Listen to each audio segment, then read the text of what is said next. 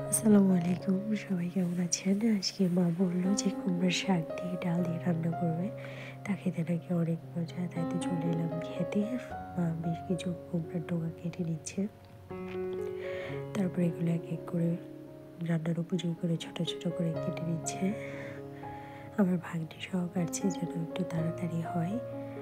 এই কুমড়োর শাক দিয়ে ডাল দিয়ে খেতে কিন্তু আসলে ভীষণ মজা।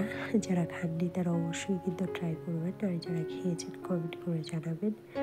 তারপরে এগুলো হচ্ছে ধুয়ে নেওয়া হচ্ছে, আর এদিকে অন্য একটা কড়াইতে সামান্য তেল দিয়ে দেওয়া হয়েছে। তারপরে এতে পেঁয়াজ, কাঁচামরিচ এক এক করে সব মশলাপাতি দেওয়া হচ্ছে।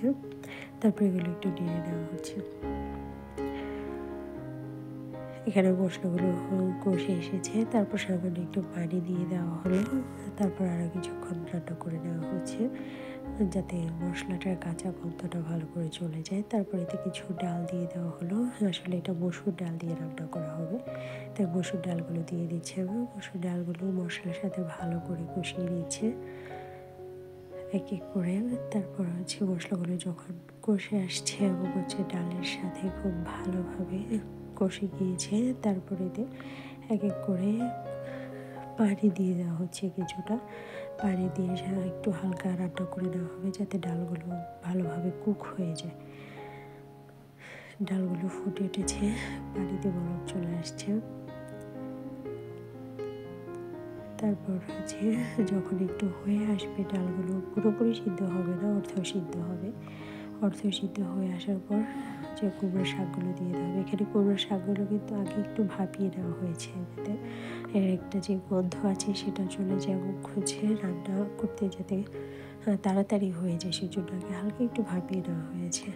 এখন হচ্ছে রান্না করতে একটু সুবিধা হবে, একটা কাঁচা গন্ধ সেটা হচ্ছে চলে যাবে। তারপর ডালের সাথে ভালো করে মিশিয়ে বেশ খানিকটা সময় নেড়ে চেড়ে তারপর ঢাকা দিয়ে রাখবে। এটা খেতে কিন্তু আসলে ভীষণ মজা, যারা খাননি অবশ্যই খাবেন। তারপরে এই যে হয়ে গেল ডাল দিয়ে কুমড়োর শাক রান্না। আমি খানিকটা একটু বাটিতে নিয়ে দেখছিলাম আসলে কেমন লাগে। দেখলাম যে না, সত্যি অসাধারণ হয়েছে। তারপর আমি ভাত দিয়ে খেলাম, সাথে একটা কাঁচামরিচ। তারপর যেভাবে ভাত দিয়ে মাখিয়ে খেতে কিন্তু দারুণ। আপনারা অবশ্যই কিন্তু ট্রাই করুন।